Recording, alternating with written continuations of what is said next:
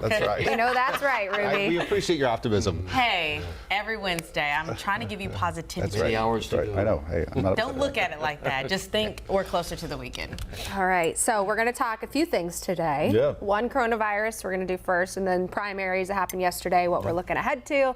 And if we have time, we'll get to a reboot of classic shows and the debate that's ongoing. Yes, It's a better topic. Yeah, Right? I know. Can we start with that? Like maybe we can, get to it then.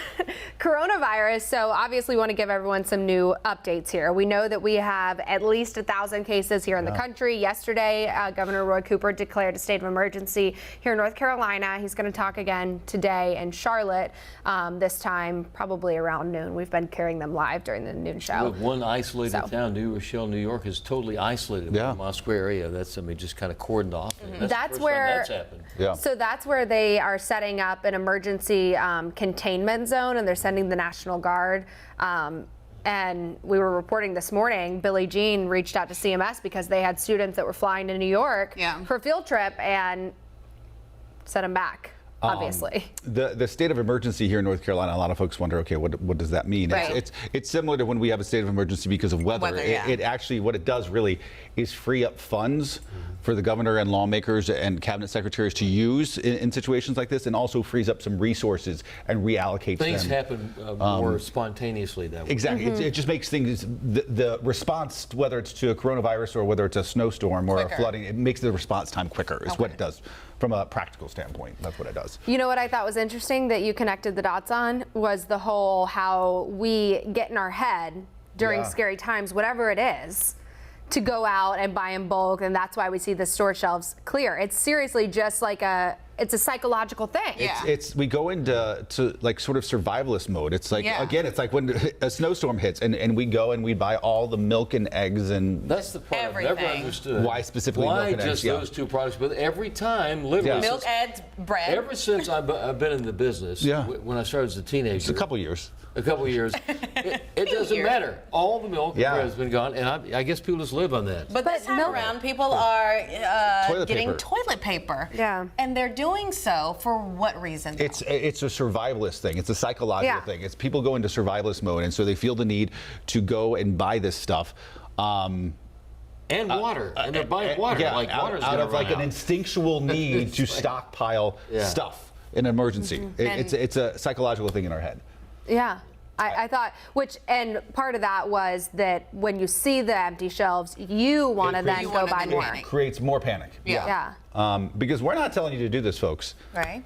We're telling you to wash your hands. Yeah, we're telling you to wash your hands. Hand sanitizer is relieving the shelves, but good old soap and water. So why I connected to that was I'm not the person that runs out and buys the stuff, but I am the person that if I see the empty shelf, all of a sudden I'm like, wait, now I want it. Do I need it? Correct. Yeah. Now where can I get it? Instinct for sure. You mentioned the governor's going to be here in town today. It's going to be interesting to see what he has to say. This is coming up this afternoon. Yeah. Because I think probably our days are numbered as far as Charlotte not being touched by this. Anthony Fauci, the doctor who's in charge of this from a federal standpoint, has said last night at his press conference, this is going to affect just about every community in the country in some way, somehow. So I feel like, while we have those 7 cases we know here in North Carolina, we have 7 cases down in South Carolina.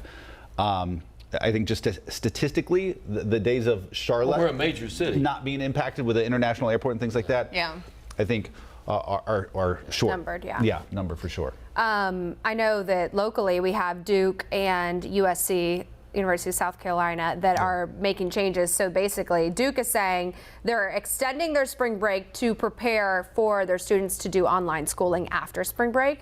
And then South Carolina is extending their spring break. It's been discussed on the campus of UNCC as well. Yeah. They're saying be prepared to do that. Tell all the students to be prepared. They're telling their professors to be prepared so that, that can happen at any time. But you know what? More than likely, it probably will. I mean, I can see it. I'm sure over the coming days we're going to see more schools, more events, more we already have, everything. Just really heighten that awareness of, okay, we're going to take a step and we're going to do it now. What was the email from Brad Panovich from UNC saying that they are prepared to the rest of the semester if they need to go to the virtual? They've told all students and professors out there to be prepared. I tweeted a really fascinating graph from a doctor I'm following on Twitter. Maybe we can pull it up. Yeah, it's Dr. Yeah, I was going to say, I just tweeted a few minutes ago. And what it shows is this is back in 1918, Spanish flu outbreak. Yeah. Shows 2 cities. The Today Show talked about this as well. It shows 2 cities. One was St. Louis and one was Philadelphia.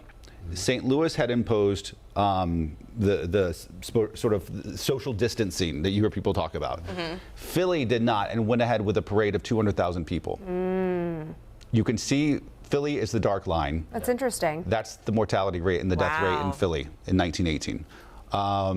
That was the last major pandemic to affect the United States with thousands and thousands of people losing their lives. Many of those were soldiers stationed in Charlotte at Camp Green during World War I that lost their lives right here in Charlotte from the Spanish flu in 1918. Wow. So it does make a difference. Yeah. And I mean, our authorities have said they're looking, I mean, you only have so much information, right? When you're in situations like this, you've only been in it a handful of times. So they're looking at the past, they're looking at current other countries and what's happening there, how they're handling it. So speaking of events, they haven't necessarily recommended canceling. They just said yesterday, if you're not in that high risk patient, that canceling what?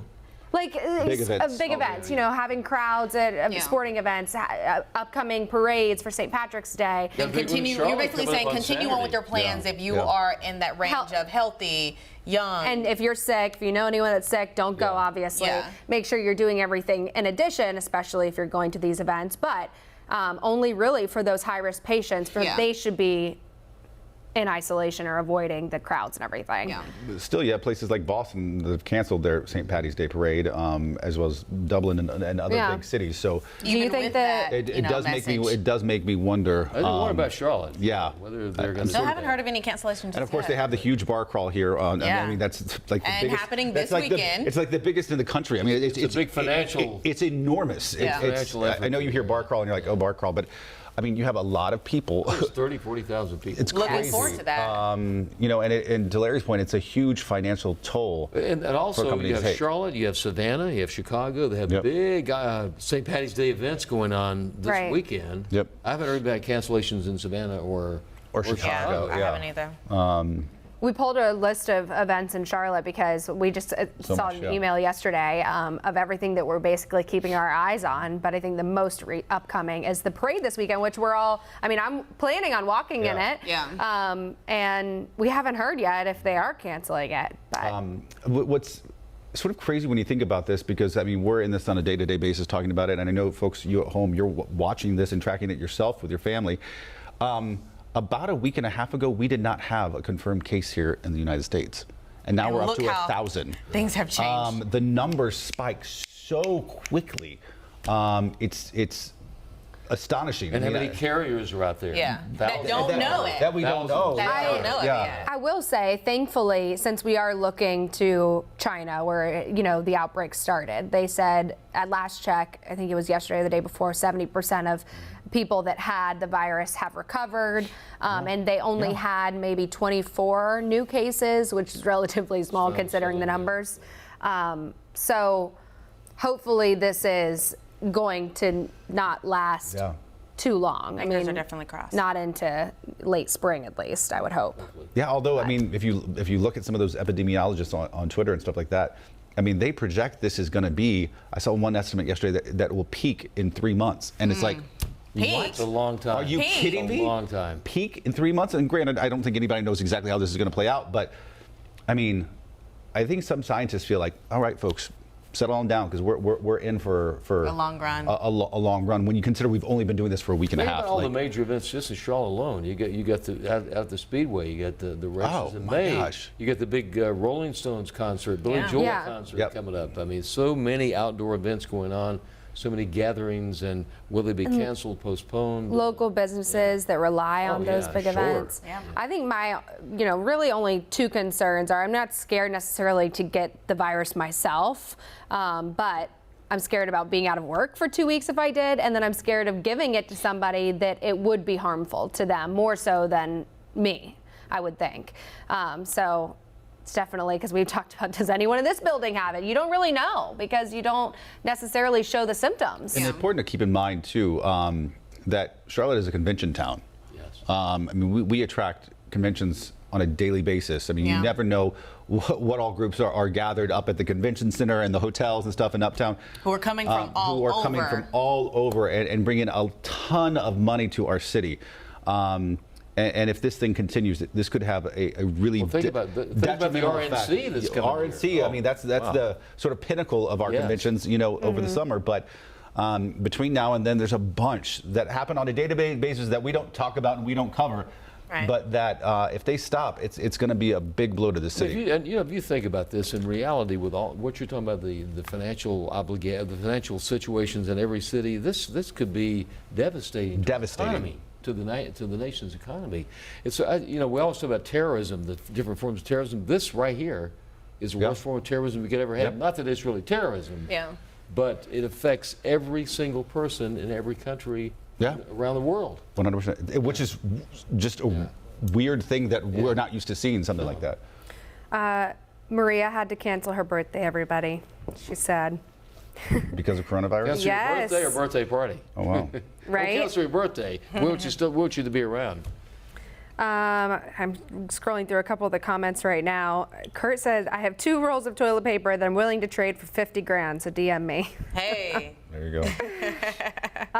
Okay, switching gears, we haven't talked about election stuff in a day or two, it seems like, at least, because of all the coronavirus talk. But yesterday we had another round of primaries, 6 different states. It's projected that Joe Biden winning big in 4 out of 6, and the biggest one was Michigan, which is one of his 4. Yeah. This is such an historical thing. It's never happened before. Someone has come from so far behind. I know, it's crazy. I mean, like there's no chance he could ever get Think about, I said this to our executive producer earlier, think about the world 2 weeks ago and think about it now. Between the coronavirus and the Democratic primary, I mean, so much has changed in 2 weeks.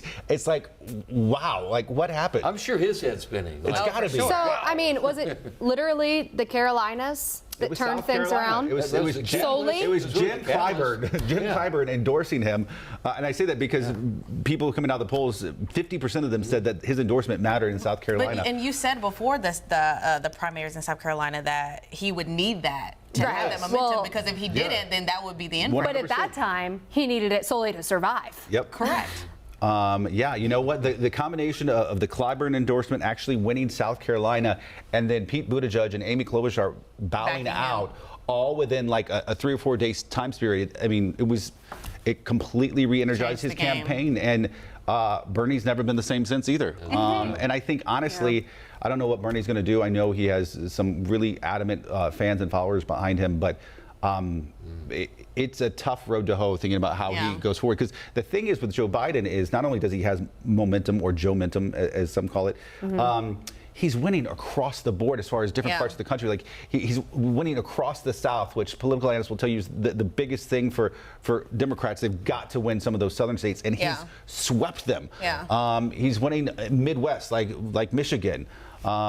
He's winning out west. So like he's racking up states across the country, not just in certain segments. He's got the Obama effect almost, which is a steamroller. And the African American vote in Mississippi, he got 81%. That's big. And for the Democrats, that's huge. You can't overcome that if you're someone like Bernie Sanders or someone else, unless there's some other earth-changing development. So that's impossible to overcome. If you can't overcome it, or if it's impossible to overcome, do you still try to overcome it if you're Bernie Sanders? The question is, I think Bernie's got to decide first before he does anything else, is does he want to do the debate on Sunday?